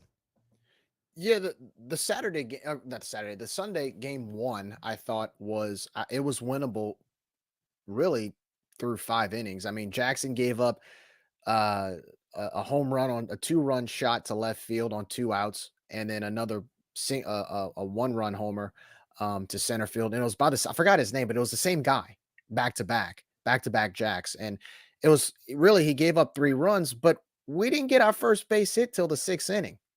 So we were making contact, but we couldn't get on base. We weren't putting the ball in play to where we were able to get base hits. And that was frustrating because we were still making contact, and they were hard outs. We had a bunch of hard outs to center field, but at the same time, if they can hit, or if they can get on base and they can, get the 2 homers from the same guy, you would have thought, okay, maybe we can get something in response. And we didn't do it. And then that 1 inning, we hit 4 batters, like Nick said. And after that, again, the dam broke. And now instead of it being, I think it was 3-1 at one point. Yeah, we got Rocco got on base from an error, and we basically, got him home through a few sacrifice hits, a few sac flies or whatever. But then it's 3-1. You're back in the game. We hit 4 batters. The bases are loaded. Then it turns into a 5-1 game because you gave them 2 runs off of hit batters. That part, at that point, I'm like, well, we just threw away game 2. It's over. We're going to lose a series, and hopefully by some miracle, we come back in game 3 and get it done. So we were still in position to win. We were still in position to respond, but whenever we were given the opportunity to respond, we couldn't get base hits, and we gave them free bases. That was game 2. How about, so we had 28 strikeouts in 2 games, in our first 2 games. That was the other 28. thing. Yeah. So if you can't get guys out and you're hitting them, and you can't get a base hit because you're striking out, that is a recipe for disaster. And that's exactly what happened. Here's the other thing, Nick. What was frustrating, look, we know that Deggs is going to build a team that's going to hit to win. We all know that, okay? And Taylor is a good pitcher. He is the Friday night guy for Troy. He's got good stuff. But his ERA was 6. We did nothing for half the game. Saturday, game 2, the guy that they brought in after Teller had a 7 ERA. Now, he was throwing 98, 96. So obviously he had good stuff, but I mean, this guy wasn't like pinpoint accuracy or anything. So you would think that you could get to him. Like, we're supposed to have this offense that's going to win games for us. That's what we're built around. You got to get something off of that guy. But Josh, how many times have we said it this season? Oh, this guy has a 6.0 ERA. We got this, and we don't. And then you got guys who have a 2.3 ERA, and we kick the crap out of them. Like, it's just inconsistency, which is what we talked about when we were 23-9, and we were like, it didn't feel like it. Like, because we're so inconsistent, and we don't know if our pitching's gonna be up to par, and from one night or hitting, like, we just don't know what we're getting game to game. And that's what we're missing. That's what we need to see. That's what we need to feel, is that yes, we weren't always a hitter's team, but we knew we had a bullpen and we had a starting pitching. We had the 3 guys. We knew what we were getting into every weekend. We're more than halfway through the season, and we still have so many question marks. And for a fan watching, you don't know what you're getting into game to game to game. And that's, for me, I get we're chaotic on offense and all this stuff, but I would like to see a little consistency somewhere, because that's scary going into the second half of the season, not even knowing who 1, 2, or 3 are for you. Yeah, and look, I like fun baseball to watch. All right, I get it. It's fun. They score runs and jacks break backs, and they get people out of the seats and everything. I just miss being able to throw strikes. I'm sorry. I'm old school. Old man shouting at clouds. I understand. I just want to throw strikes. I want to get people out. We haven't done that in a long time. And look, I know we won the game. We're moving on to game 3. I know we won game 3, and this was just a tough week. I mean, really, if you put it in perspective, all the things, all of our issues that we've had, it felt like it all kind of came to a head this week in what I thought was a crucial week. You're at the midway point of the Sun Belt Conference schedule. You played 2 midweek games where you felt like you could go 2-0. Tech's bad this year. Well, they're certainly not as good as they have been. And Southeastern, they're not terrible, but they had lost 6 in a row. I mean, that's got to be a win, because you gave them everything they had. And we're just making a living doing that, or not making a living doing that. We have too much talent to be where we are at this point. And Nick, you mentioned the schedule and the early season success, and we said it many times. Who have we played? We haven't played this soft of a non-conference schedule in, 7 years. Go back and look what BYU's doing right now. They're terrible. Go back and look at Rice. Now, they've kind of played a middling schedule after they played some pretty decent non-conference opponents, but it's been pretty middling lately. But they're a 500 ball club. There's no reason to blow that game on Sunday with a 5-run lead. We just haven't. High Point has been awful. They've won 10 games this year. They dominated us on Saturday at home. Like, these are the things that just cannot happen to a good baseball team. Campbell and Coastal, and we'll get into the league in a minute, but Campbell and Coastal had a great 3 games in the midweek. Campbell took 2, Coastal took 1. It was 1-1, and they have 1 to come. That's what it is. Campbell's as good as we thought they were, maybe even better. Coastal Carolina is good. That's going to be fun going over there to COVID Carolina and playing them. I think that's going to be.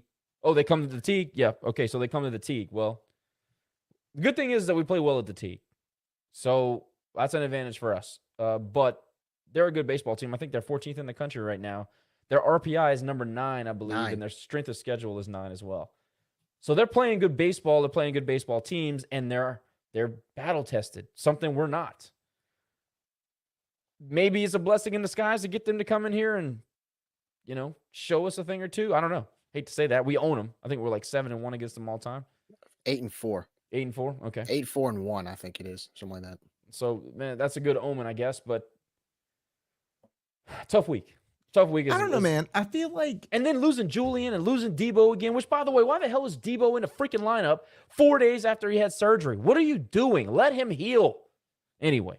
But does it not feel like at this point of the season, like, I feel like last year when we were getting to this point of the season, we were like, oh, we're like pushing to like make a regional. Like, we're pushing to be, have a high enough RPI to get in and not have to win the tournament. Yes. And this year it feels like the opposite. Yeah, it feels like we're almost backing up into well, hopefully we win the tournament because we ain't getting in with this RPI. That's the feel. And I feel like I'm not the only one who feels like that. I feel like other fans feel the same way, is that we feel like we're backing out of making a regional this year versus trying to play into one. I think for me, the concern is, and I look, I'm not a pitching coach. I don't know how to work the rotation, but I'm looking at what we've done, and I feel like, look, Blake came off an injury, and you've seen his last two performances. He looks like a Friday night guy to me right now. Jackson, I would say keep him in the Saturday, and I'd say let Jake go on Sunday. No, nothing against Jake, but our best performances we've seen in pitching have been on the tail end of the weekend. I mean, Cooper, look at what Cooper did today against a team that hit the ball pretty well against us the last 2 days. Look at that combo in that third game. But Jerry, you got to think about this though. You're going into a game where you're playing with house money. Okay, Troy's approach is not going to be what it was if it were a rubber match. And I'm not taking anything away from Blake here.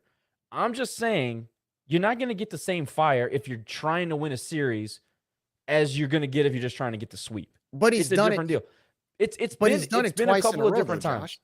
Yeah, but he's done it twice in a row. It's not like he had a bad game and a good game. Like he dominated Marshall last week. Now, granted, it's Marshall, right? But I'm seeing the guy's coming off an injury, and I'm seeing consistency. And Cooper too. Same thing with Cooper. Cooper Rawls has been consistent since last year. In my view, he got the short end of the stick last year and this year over a stupid vape pen. Give me a break. So let me just ask you guys this question. We play James Madison there next week, on the road, right? That's correct. Okay. So who is the pitcher that gives you the best chance to win on Friday night against JMU? I mean, right now, and this is recency bias, but McGehee. Okay. So we put him out on Friday night. I'm thinking you got McGehee on Friday and you do Nezu on Sunday and take your chances on Saturday. That's my opinion, unless we drop the Friday game. But Nezu, I'm telling you, I don't like Nezu as a Saturday. I want him on Sunday. He's a career 5.5 ERA. He's a Sunday guy.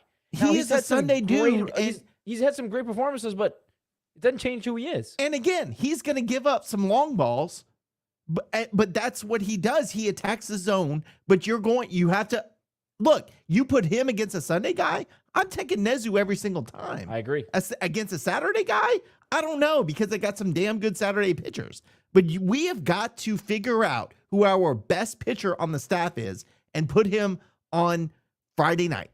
Going forward, no feelings. I'm not trying to hurt anybody's feelings, but we have got to start thinking in the terms of we have to make a regional, and we're going to have to do it by winning the conference tournament at this point, because our RPI is not cutting it to make a regional at large bid. So who is going to give you the best chance on Friday night? And I think that we have to figure out sooner than later, and it's got to start against JMU. Well, that's why I think as a fan, I mean, from a fan's point of view, that's why I think they need to kind of see what change rotation up a little bit. The weekend rotation. It's no hard feelings, like you said. It's nothing against any of these guys. I think all three are capable, but if you reorder it a little bit, I think all three should be starters, but maybe move them around, play some musical chairs. I mean, again, we're on the outside looking in right now for a regional. I mean, that's just a fact, regardless of the record. We're on the outside looking in. If they had a prediction, I mean, there were some predictions or projections last week that didn't even have us in a regional. I think there was one other one that had us as like the last four out or last four in.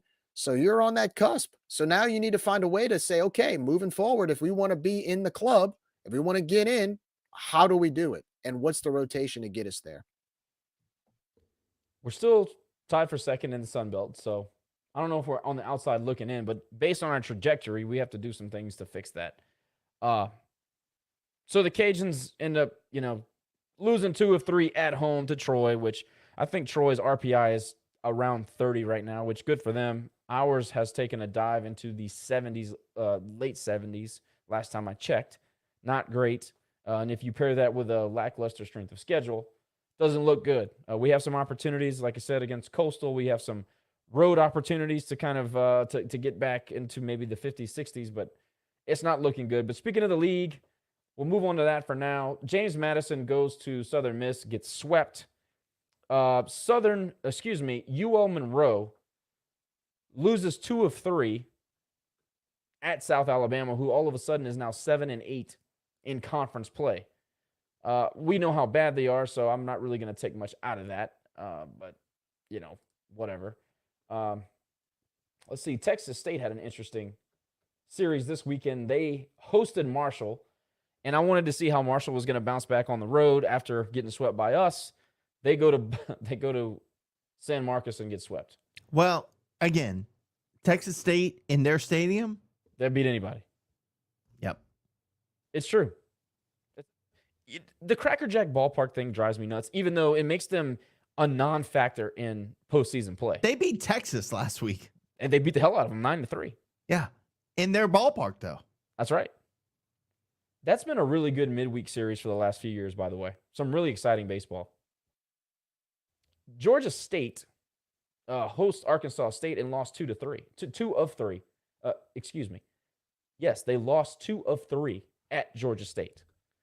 Georgia State isn't any good. I think they're the worst team in the conference this year, which is surprising because at one time last year they had a top 10 RPI, and before the Cajuns went to Georgia and swept them in their Little League ballpark.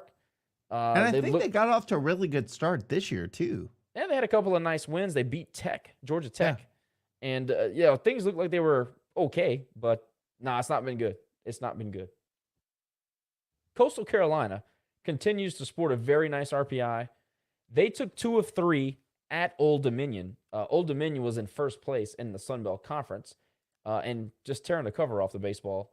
So that's a very, very nice series win for Coastal Carolina. Georgia Southern, again, they continue to be one of the strange teams in the league. I don't really understand. Enigma. They win. Yeah, they're an enigma, wrapped up in a conundrum. They win 2 of 3 versus App State. App State, after, their series win here and really playing some decent baseball lately, kind of inexplicable because Georgia Southern wasn't playing good ball. And they scored, total of 18 runs in the series. Kind of a little bit of a different result than I expected. And that's pretty much what happened in the league this weekend. We mentioned that Coastal went to Campbell and got a good win for the Sun Belt. Texas State, a good win. ODU played ECU and put up a good fight, but ended up losing. There was another game that it's slipping my mind. I'm trying to remember, but overall, Sun Belt Conference had a pretty decent week. Cajuns were not fortunate to be among those teams. We did beat Tech, but they're not any good. So it's Coosa, DOA. Anyway, that's a wrap, guys. It's a ton of stuff to talk about. We did it in under 2 hours, so I feel pretty good about that. Sorry we took off for Easter, but we have families and things like that. I had to go hang out with Thelma and Harry and the Golden Girls, the Cajun Golden Girls out in Scompton. Thelma's watching right now, by the way, so watch what you say. Oh, it's only good stuff. I'm She still doesn't eating that miss sweet an dough pie. episode. I'm still eating that sweet dough pie. So, anyway, Jerry, what you got to close out for the people? Really just, I guess we'll just keep our heads up. We got a tough stretch coming up these next 4 games, but I mean, stranger things have happened. Like we say, when you go across the basin to play, you go in with a chip on your shoulder. Maybe we can find a way to pull it off. And, we talk about our RPI. We can shoot that thing up a good 10 spots if we get it done. What kind of confidence do you have in going to get a win against TSAB? Give me, I on don't a know. scale of 1 to 10, where's your confidence level? About a 4. Oh, that's way higher than I have. I was About a going to 4. say 5. I was About going a to say 4. 2.5. No, I'll say 5. Have y'all seen I them play? Dude, but It's a when you get midweek game, man. Yeah, it's a That's midweek the game thing. against Like, guys who know each other. Throw that, dude. There have been years where we were awful and went on the road and beat them. 2009, guys know 2011 each was other. another one. Yeah, they know each other. mean- It's midweek. I am just looking forward to. Look, Josh, and I know we joked about it. We probably could put a 4-part podcast just about the name thing because I'm coming across all this historic newspaper articles about exactly how much that team or that school was against us through our entire existence as SLI, USL, UL. We're doing a But- documentary. Yeah, we have to, and it would be very interesting, I think, for some people. But it'll be fun to see how many people, they said, well, we don't care what you call yourself, but 3 letters are going to be on that scoreboard this weekend. I think They what's don't funny care, about but 3 letters are going to be on that scoreboard this the weekend. fact We that know they've what been they are, caring, the fact that they've been caring since, but they don't before the- care. They don't care, Jerry. They're Well- going to spend all this time telling you they don't care, but there's 3 letters on that scoreboard They've this weekend. claimed that they don't care since before the Beatles landed in the United States in 1960 when they were complaining about our name going from SLI to USL. That Before was they actually news to spent- me. Before they spent $400,000 to campaign against us changing from USL to UL. I couldn't believe that. when I saw- 400,000. Like, they had a problem with us changing our name to USL too. Like, man, It's almost like It's they have a crazy. problem with everything that we try to 4-part do. podcast coming your way. Now, real quickly, I do want to bring something up, and I don't know if this is the right place or not, but we have a mascot conversation going. What do you guys think about that? No, this is absolutely the right spot, and I actually had it on the Oh. rundown here. Shout out to our boy Corey, who's put a ton of time and effort into at least sparking the conversation for the spirit leader, the mascot, whatever you want to call it, Albino Al Boudreaux. And, regardless of what happens, regardless of how this all turns out, you got to applaud somebody that cares enough to put that much, energy, passion, time, money, effort into this whole thing. What do I think about it personally? I absolutely love the idea. I think the fact that he's tied it all in historically, everything on the mascot has its own story. I think that's exactly what you need. I think that kids will like it. My kids like it. So the first 2 people that I asked were the kids, and they loved it. And I don't care what anybody says, that is the linchpin to a good mascot, because if you get them engaged, like the chicken, Jerry, you get them engaged, that's what matters. Hey, mom, hey, dad, want to go to the game, want to watch the chicken or the mascot or Al or whoever. That's a big part of this whole equation. So shout out to Corey. I thought he did a fantastic job. I love the rendering. I love the character, love the idea. I love everything about it. Okay, so I'm going to say, again, shout out to Corey. That's awesome. Because I was talking about this during football season. Get a freaking mascot. I'm not crazy about an albino alligator. I'll admit it. I love the thought. I would rather have an albino alligator than have nothing, which is what we have now. Here is my problem. No one from anywhere attached to UL has said a damn thing about this. And we've been talking about this for almost a year. Okay? I brought it up. Fans got riled up. They started giving their thing. Corey got involved. It's almost been a year. And the administration at UL, I'm not saying athletics, I'm saying the administration has not said a damn thing. I don't care if it's a chicken, an alligator, a monkey on a bike. I don't care what it is. We need something to connect kids in this community with the program. Not a fan of the alligator, but if that's what it has to be, I will support it. We need something. We really don't matter. I don't care. We're not the target audience. No, but like say something. Say, yes, we acknowledge the fans want this and we're working on something. Or just say something. It's been, how long has Cayenne been not a part of decade. this? 10 Years. years. How Say dare something, you. dude. He's right there. Obviously, we want something. Why? That is my question. Why will no one say anything about this? Why is this such a taboo thing? Every other college has some, spirit leader. We had a freaking chicken. Say something. It's not rocket science. Give us something. I don't get it.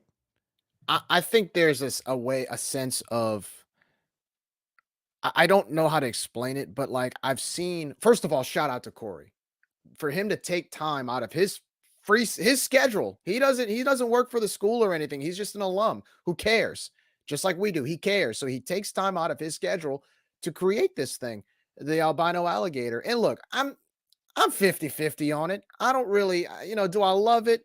No. Do I like it? Yes. Do I think it's great? I think it's cool. I think it's a cool concept. And I think it's a start. The fact that we're actually having a conversation about a mascot is a start, in spite of, like you said, in spite of it being an alligator, a bulldog, a chicken, a this, a that. Heck, get a random guy with overalls and Delcom Reeboks. I don't care. The fact of the matter Poo-poo, where is, you at? yeah, poo-poo. Russell Hine, as we know, who was the Cajun chicken. Russell tells a story. I think it was with Scott Prather, but when Scott was still on the air, talking about how he became the chicken. The USL athletic department at the time, this was back in the 1980s. Of course, it was still USL. The USL athletic department had reached out to him because he had done other things in other costumes in the past. He made public appearances and stuff. I think it's Budman or something he had mentioned. And the USL athletic department was like, look, Cajun Man is not working. And I've seen people throw out, we need Cajun Man back. Cajun Man didn't work. They hated Cajun Man when it was here. Now they want him back. Russell How was perfect is that? contacted because they were like, we need you to come in and replace Cajun Man because Cajun Man isn't working.